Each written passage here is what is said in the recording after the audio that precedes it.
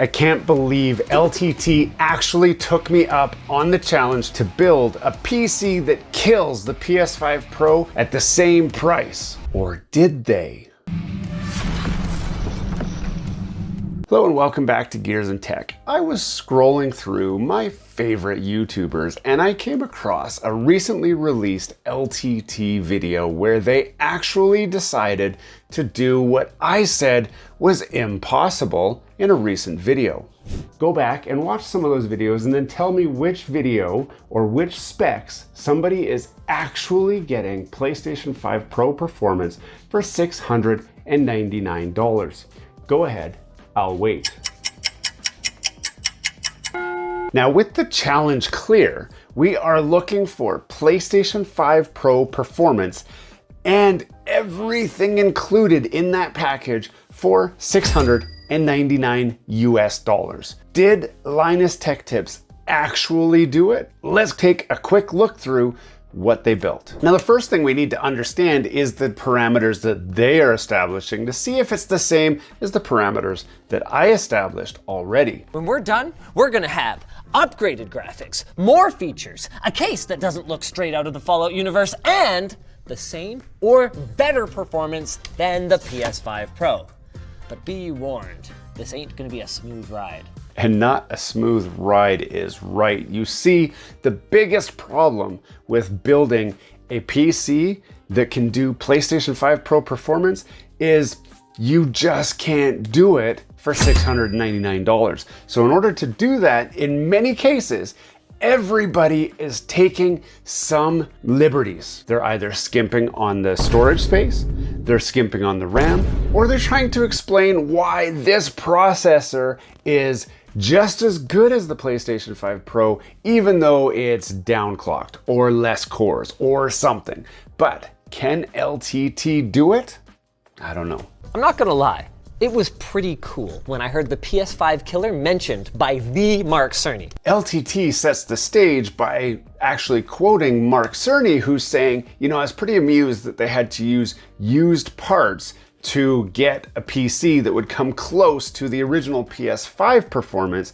And he quickly quips back that if you're going used parts, why not get a used PS5 for $300 on eBay? Which is a fair argument. But in order to get even remotely close to PS5 Pro performance, we're definitely gonna have to use some used parts here, which I think is okay. It's all fair game because we're talking about the gamer. The gamer is not going to get a PS5 Pro used right now and not at a cheaper price. So it's only fair that you can get used PC parts that may get you that PS5 Pro performance. Let's look a little closer. And today, our goal is straightforward. We are going to beat the PS5 Pro in visual fidelity and frame rate at the same price. We're still going to allow secondhand parts because, yes, Mark, we do need shortcuts to beat your wonderful machine, but we are going to uncut as many other corners as possible. Now, it's really important to note they absolutely are going to need to use used parts, but a lot of the guys on YouTube up until this point have been skipping a case, have been skipping an operating system, and they're also skipping another very important factor. We'll see if Linus points this out when they do their breakdown, but we need to see what the build actually is. If we built this machine using the absolute lowest prices we found, Scrapyard War style, maybe we could get it at a lower price? $535. Let's run through the parts that they're actually going to use, and luckily they built this beautiful spreadsheet. So for the CPU, they're using an Intel 12400F with the stock cooler. Now pulling up the specs sheet on the Core i5 12400F, we find that it actually has 6 cores and 12 threads. When we compare that to the PlayStation 5 Pro's 8 cores and 16 threads, we're already off to a bad start. Now, Linus is saying that we're not going to be spec for spec the same. What we're going to do is build a computer that will do the same graphics as the PlayStation 5 Pro at the same price. So in this case, we're going to let it slide that we're not matching spec for spec, even though we're already off to a bad start. The motherboard is a B660M motherboard. They're picking it up for $35, but they do have the handy side chart here, which is the easy to find price, which is actually really nice of them, because if you're gonna bargain hunt around, you can find a lot of this stuff at a cheaper price than what the video shows. And obviously, as the video gets older, it's going to be even easier to find those parts cheaper. So this gives you a good comparison of what are they kind of on average, and if you bargain hunt, what can you get? So they're saying that they're going to pay about $70 for this motherboard. These motherboards are a lot more affordable. When you're looking for socket 1700, which supports some of the newer Intel chips,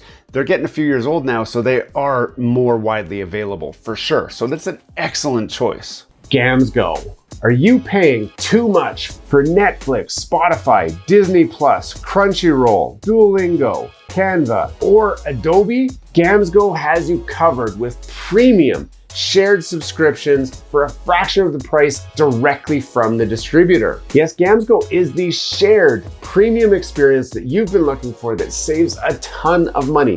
I personally use Gamso for my Netflix, my Spotify, my Disney Plus, and my Crunchyroll subscriptions, and I have saved tons of money by switching to Gamso. Switching to Gamso is as easy as clicking the link in the description or up in the title card, which will take you to the main Gamso website. Select the services that you're looking for and buy them. But to show you how easy it is, we're gonna take 30 seconds and we're gonna sign up for Netflix. So we've clicked the affiliate link and I'm gonna click purchase now on Netflix. Now we have an option to buy 3 months or 6 months. I'm gonna buy a 6-month membership. I'm gonna say activate auto renewal because you don't wanna miss out anyway. Now in my case, I only need one profile. That means that I get one of the 5 included shared profiles with my Netflix account, and I can install it on one device in my home. Do you have multiple devices in your home? You might want to switch to the 5 profiles option, which also unlocks multiple devices so that you can use all of your profiles across multiple devices. But in my case, one profile is plenty. Now, this is the most important step. It's gonna say, do you have a promo code? Yes, I do. And the promo code is GEARS. We're gonna apply our promo code and it's gonna say, this is a valid promo code. We're gonna click to go to payment, and then we're gonna enter in all of our details. This is a one-time payment of just $21.26. That is crazy cheap for premium Netflix on one device with one profile. I'm going to pay now. I'm gonna enter my credit card information, and that's it. Once you've paid, you get immediate access to Netflix, and it's as simple as logging into your Gamso account, getting the username and passkey, and then going to legit Netflix. Now it's gonna immediately say, well, who is this? Now I am account number 3, Gears and Tech, and it's gonna ask for my PIN code because I locked this down. Once I have my PIN code in, now instantly I am in the full premium Netflix experience. This gives me HD Netflix, I can download it, and it's that simple. And it works the same on all your other favorite streaming platforms. This is truly an amazing deal. You don't wanna miss it. Click the link down below to grab your deal. Now they are using 16 gigabytes of DDR5 RAM, and again, the PlayStation 5 Pro has 16 gigabytes of GDDR6 RAM. So it does support faster transfer rates, which can affect performance. It means that the Pro could get better performance. Now, again, they're gonna say we don't have to match spec for spec. We just have to get the same performance. So we will do a check to see what their performance looks like, but we gotta finish getting through this build. They are finally doing a 2 terabyte NVMe drive, which is fabulous because many of the other YouTubers who are saying we built a PlayStation 5 Pro Killer are only throwing in 1 terabyte of RAM, and they have to do that to keep the cost low enough so that they can get that comparison. And that's one thing that you just have to match. You can match slower speed, 16 gigabytes of RAM, but you can't try to convince somebody that 1 terabyte of storage is just as good as 2 terabytes of storage. So I'm happy to see they are throwing a 2 terabyte drive in, and they are making sure that it meets the minimum specs for the PlayStation 5 for the expansion drive support. port. And they are actually getting a case. So they picked up a case for $30 or less. It's obviously a bargain basement dumpster dive or a marketplace freebie, which is fine. You need a case to put it in, and whatever you can find that holds it all together, it's perfect in the comparison of spec for spec performance. We'll give them a little bit of forgiveness in that respect. And of course, the main heart of the system, the GPU, you have to pick the right GPU if you even remotely have a chance of matching the PlayStation 5 Pro's performance, especially when that is where the biggest upgrade from the PS5 regular to the Pro exists. So what GPU are they going with? The AMD 7800 XT. Now this is definitely a cost to performance trade-off. Obviously, you can go for a 4070 or a 4080 and you would easily, handily beat the PlayStation 5 Pro's performance. But with a 4070 costing you around $599 or more, that's easily the price of an entire PlayStation 5 Pro. So obviously it's off the table. Now on paper, when we compare the 7800 XT to the PlayStation 5 Pro, it should be a pretty even match. And with the proper optimization and careful planning on which graphics you boost up and what you turn on and off, you might be able to get PlayStation 5 Pro performance. But first we need to look at the total price of the build. We're looking at $535 on the low price, but even if you take the easy to find price, you're at $655. That is obviously less than the $699 price point of the PlayStation 5 Pro. So advantage PC, obviously. Well, not so fast. You see, we still don't have an operating system, so we can't even turn this on yet. So why don't we go and see what that adds? So obviously you need that Windows CD, and they are using what they call a sketchy Windows key. And those are available on lots of websites online. I'm not gonna share them because I don't wanna get this video delisted, but there are ways to get exactly what they call the sketchy Windows key. Now they also added an 8BitDo Ultimate 2C controller for an additional $30. And in this case, they had a little money left over, I guess. So they're getting LTT stick locks for $15. Now I would skip stick locks and that would put me at the as builded price of $699. So they definitely hit the mark on the easy to find price, and potentially even we're coming in a little bit lower on the low price. So on paper, we have built the PlayStation 5 Pro performance at a cheaper price than the PlayStation 5 Pro. Let's check out the side-by-side. Hold your horses. You see, the PlayStation 5 also includes Wi-Fi 7. There is no Wi-Fi 7 in this build anywhere. And if you watched the video, you know that they don't actually put Wi-Fi 7. So we are still cutting some corners, and we are still kind of discounting some upgrades that maybe the PlayStation 5 Pro purchaser wanted Wi-Fi 7. Now personally, I don't have Wi-Fi 7. I tested the Wi-Fi speeds with my Wi-Fi 6 and it's fine. So I can understand why you might not care about Wi-Fi 7. And when we're talking about performance, you're really not gonna notice a difference in the data transfer speed over your Wi-Fi from 6 to 7, except when you're downloading games, they would come faster, and updates, which every PlayStation 5 owner knows about game updates when they're ready to do their next gaming session and they gotta wait for that download of an update that for whatever reason the system hadn't installed yet. Now we can finally do the side-by-side, because obviously this thing is gonna kill it when we get that side-by-side. Okay, we're first looking at Ratchet and Clank: A Rift Apart. Now this is PC. It looks pretty good, but when I look at the Pro, it gets so much better. Like it seems more crisp. We go back and forth between PC and PS5 Pro. This looks okay. I'm not complaining about what it looks like. It looks okay, but I think the PlayStation 5 Pro just looks better. It looks more crisp, better highs and lows, better contrast. Now here we can see, I'm gonna pause this so we can really see. On the right here, we've got PC. On the left, we have PS5 Pro. Look at the grass here. You can't tell me that that grass is not awesome. That is great looking grass. When we look over at the PC, keep in mind, this is the same price budget build that's supposed to kill the PlayStation 5 Pro. And this is what the grass looks like. Now, Linus, bless his heart, he's doing his best to now start tinkering with the PC settings to try and get that grass to look as good as the PlayStation 5 Pro. Keep in mind, on the PlayStation 5 Pro, we turned it on and we said, enable all features. Just give it to me all. And we're gaming. Now the PC gamer is going through the settings and they're clicking this, turning this off. This is gonna go to medium. This is gonna go to medium. Now let's turn the level of detail from low to medium. Traffic density high. They could probably turn that down. And now the grass looks a little better, right? When we compare now, the grass is starting to look like blades of grass.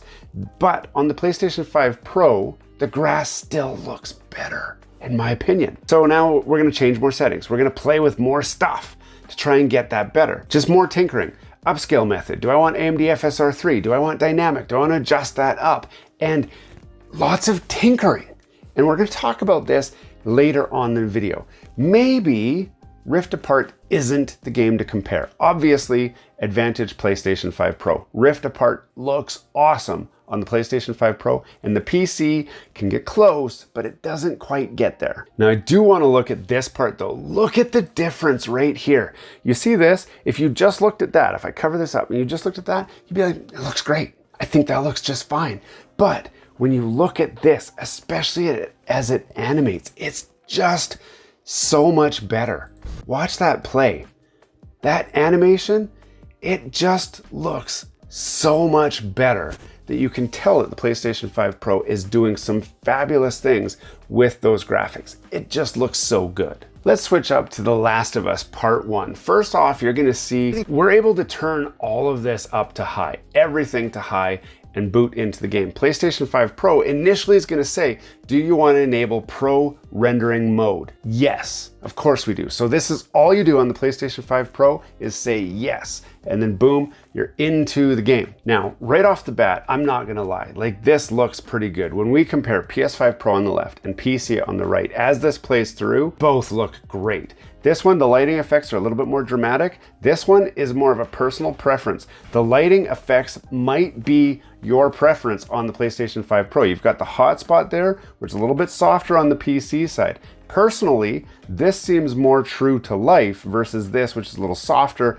so you can see the detail in there. But if you're looking true to life, a bright light is gonna look more accurate on that PlayStation 5 Pro, it looks like. But as we navigate the room, the darks, the lows, the highs, I mean, this looks really good. And I would say that the PC that we've built here is pretty on par with the PlayStation 5 Pro. I would not complain about either scenario if that's what we had. So we're gonna call that one a tie. It's pretty favorable in both sides. Now let's switch to Dragon Age. Now, first off, it looks pretty good on PC, but what you don't know is they're complaining about frame rate. They feel the game feels really slow. It looks pretty, but it's really lagging and it's chugging along. So we're actually gonna have to turn the settings down a bit in order to get smoother graphics. And this is a common problem with PCs where you've got to go up and down and turn this up and turn that down. You have to know what to adjust to get the performance you're looking for, while you know what graphics you're willing to sacrifice in order to get what you're looking for. Switching over to the PS5 Pro, again, you turn it on and it looks this pretty. And this is running at 60 frames per second locked. So it feels great, it moves great, you can see the water drops, it just feels like a proper experience. Here we go with the side-by-side. You can see walking around, more rich, more high contrast. It looks and feels great on the PS5 Pro, and it actually animates smoothly at that 60 frames per second versus on the PC, again, where lots of tinkering, eventually you'll get there, but you're gonna sacrifice the graphics to where the PS5 Pro actually has the better experience. Again, looking at the PC version, you're not gonna feel like you're missing out on anything. You're gonna just play PC, you're gonna feel fine, even with the lowered graphics. But as we talk about in the wrap up, that might not be everything. Now, interestingly enough, even though they started out trying to build the PlayStation 5 Pro Killer, and they did get there in price, in my opinion, they did not get there in performance.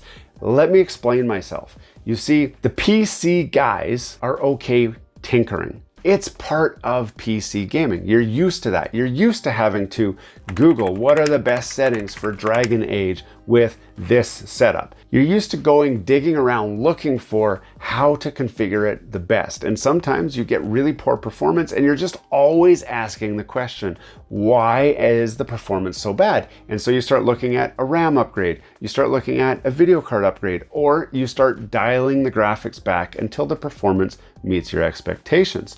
Whereas the PlayStation 5 Pro user is just booting the game up and getting the best experience possible from the get-go. Whatever they get is what they get. There's not settings to play with. In fact, many of the early PlayStation 5 Pro optimized games have just forced you into fidelity mode and known that you're going to get the high frame rates as a result with the better graphics, whereas the PlayStation 5 regular users have that option to toggle fidelity or performance. And according to Mark Cerny, most gamers are picking performance because everybody wants performance first, graphics second. And the PlayStation 5 Pro's main claim to fame is you can get the graphics and the performance. And what we're seeing here is with a PC that was built for the same price as the PlayStation 5 Pro, that you are actually having to pick the performance or the graphics. So even though it's a PlayStation 5 Pro Killer, it's not actually. What they've done is built a more expensive PlayStation 5.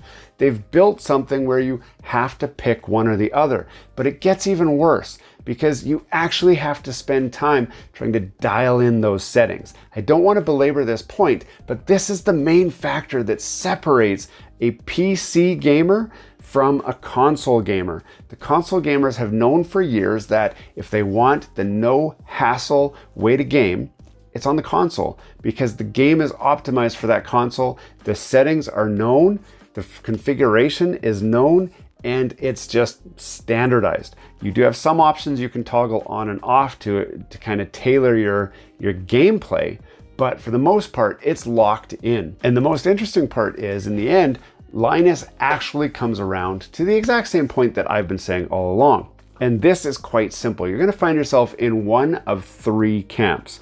Camp number one, you have the extra cash, you don't care about what it costs, you want to know that you have the best gameplay experience possible without second guessing yourself. If you're in that camp, the PlayStation 5 Pro is your console. Even it might be your PC, because to get the graphics that the PlayStation 5 Pro brings, you are gonna have to jump up to that 4070, and all of a sudden you're over $1,000 for your build. So the PlayStation 5 Pro definitely comes in at the cheapest way to get the best graphics with the performance. That's the one camp. The other camp is the guy who has a PlayStation 5 and or has a PC that gets close to the PlayStation 5 performance. Just stick with what you've got.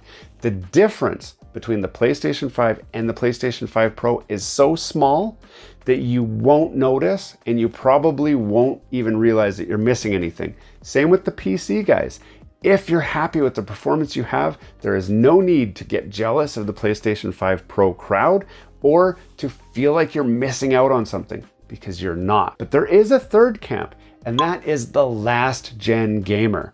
Those are the guys that are still sitting there rocking a PlayStation 4 or a PlayStation 4 Pro, or have a crappy Xbox Series S, or dare I say it, a Series X, and you're looking to get into the current gen gaming with the best experience possible. The answer for you is really quite simple.